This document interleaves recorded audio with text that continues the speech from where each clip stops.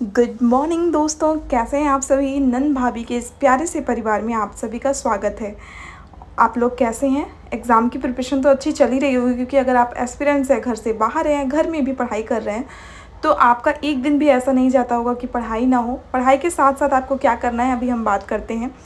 और आज की सुबह कुछ 3:06 पे हुई थी। जैसे दीदी फ्रेश वगैरह होके इस टाइम पे बैठ गई थी। मैं तो सो रही थी इस टाइम, क्योंकि मैं लेट में सोई थी और मुझे नहीं पता था कि मॉर्निंग में हमारा शेड्यूल नहीं था, क्योंकि पीछे वाले दिनों में दीदी की पढ़ाई नहीं हुई थी, इसलिए उन्हें कवर करना था। होता है कि कभी कभी कोई काम ऐसा आ जाता है, बच्चे का काम, फैमिली का काम या खुद का काम भी, तो उसको करने के लिए हमें अपनी पढ़ाई जो है, जो हमारा शेड्यूल रहता है, उसको कट करना पड़ता है। तो उसको हम कैसे कंप्लीट करें, ये देख लीजिए। आपको इसे सीखने को मिलेगा कि आप अपनी नींद को कम कर सकते हैं, क्योंकि हमें 24 घंटे से ज़्यादा आपको कभी कहीं नहीं मिल सकते हैं।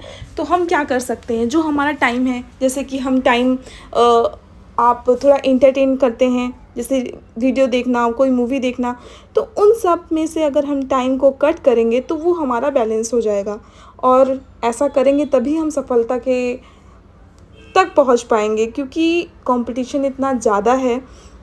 आपको पता ही होगा, एक एग्ज़ाम आता है जिसकी 100 से 200 सीट होती है और लाखों फॉर्म पड़ते हैं। तो अगर हम नहीं पढ़ेंगे तो हमारा सिलेक्शन बहुत ही ज़्यादा मुश्किल है।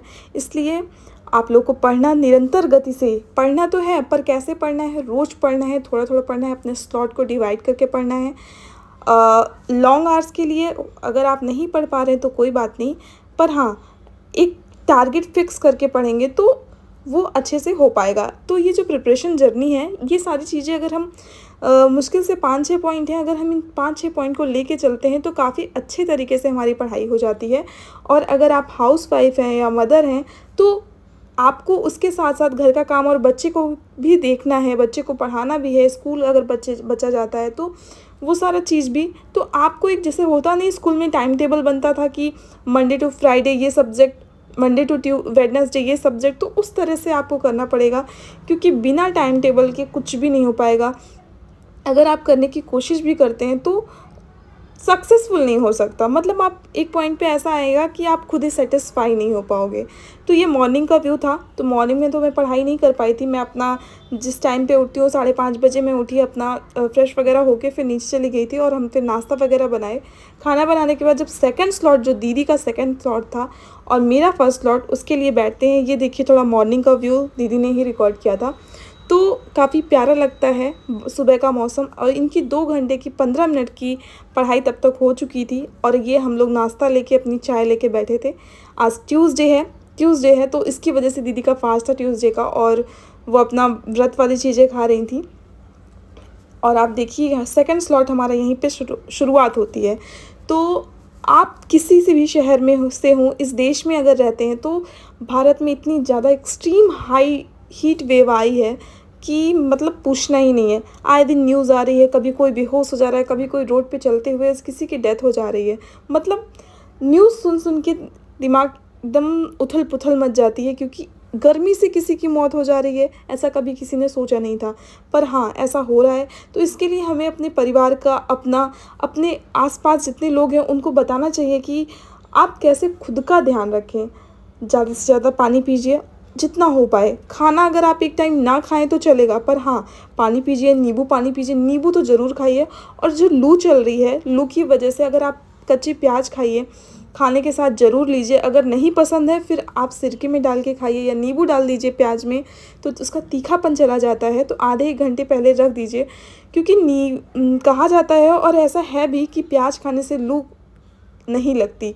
और अगर आप बाहर निकल रहे हैं, किसी, जैसे बहुत सारे लोग हैं कि उन्हें वर्क भी करना होता है, बाहर भी जाते हैं और फिर पढ़ाई भी करते हैं, फिर घर का भी देख रही हैं या देख रहे हैं, तो उनके लिए बहुत ज़्यादा ज़रूरी है कि सबसे पहले अपनी हेल्थ का ध्यान रखें। क्योंकि अगर उनकी हेल्थ नहीं ठीक रहेगी तो ना वो जॉब कर पाएंगे अच्छे से, ना वो फैमिली में रह पाएंगे, और ना ही अपनी पढ़ाई, जो उनका लक्ष्य है, वो नहीं पा पाएंगे।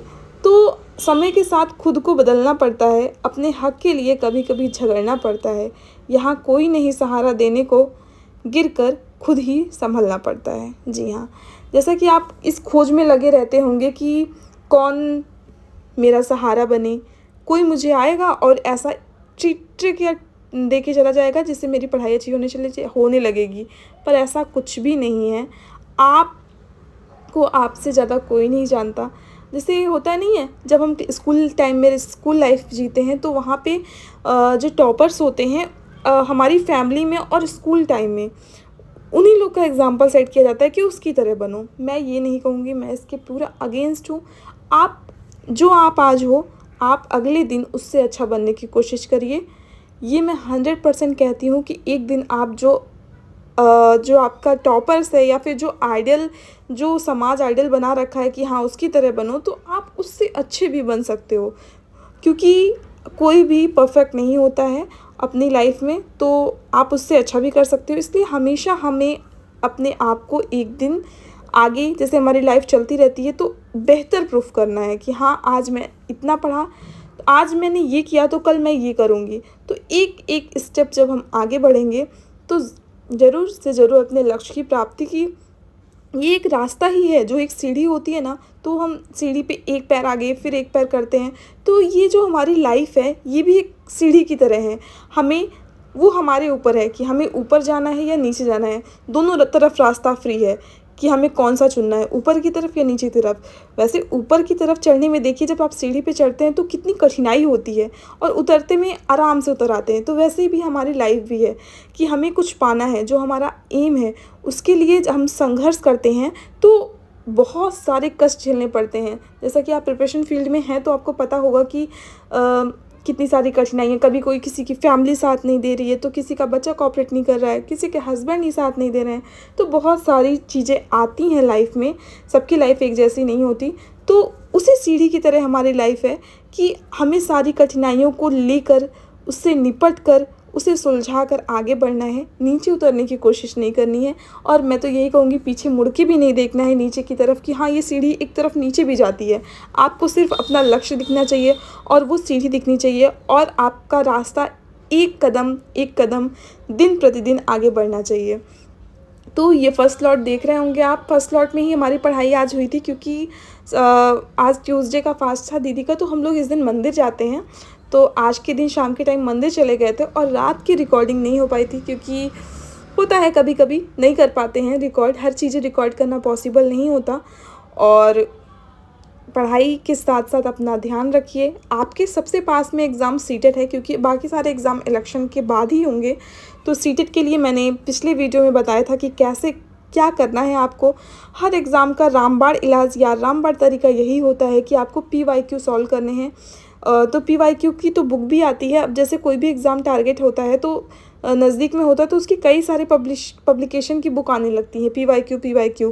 तो अगर आपके पास उतने पैसे नहीं हैं, आप पैसा नहीं खर्च करना चाहते हैं, तो आप सिंपली जाइए वेबसाइट पे जाइए, उस पर क्लिक करिए और वहाँ से टेस्ट सॉल्व करिए। या फिर आप एक काम और कर सकते हैं, आप चले जाइए वहाँ पे घटना चक्र की बुक ले लीजिए, जिसमें 20-30 साल के जो प्रीवियस ईयर रहते हैं वो पूरे दिए रहते हैं, तो काफ़ी ईजिली होता है। मुझे तो घटना चक्र, मैं अपना रिव्यू दूंगी तो मुझे घटना चक्र बहुत ही ज़्यादा अच्छी लगती है। मतलब इंटरेस्टिंग होता है, और पर क्वेश्चन के बाद वो डिस्क्राइब कर देते हैं, तो वो काफ़ी अच्छी चीज़ होती है उनकी। तो इस तरह से अपनी तैयारी जारी रखिए।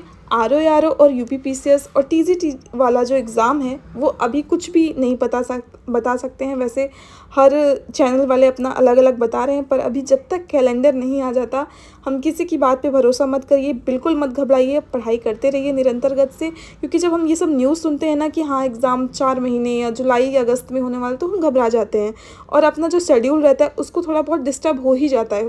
क्योंकि ऑब्वियसली होएगा ही, जब पता रहेगा कि 10 दिन बाद हमारा एग्ज़ाम है। तो बिल्कुल मत घबराइए और अपने आप को किसी से भी कम्पीट मत करिए, खुद से बेहतर बनिए।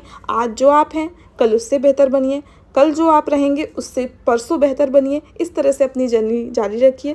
Thank you. वीडियो को लाइक करें, चैनल को सब्सक्राइब करें। Bye bye.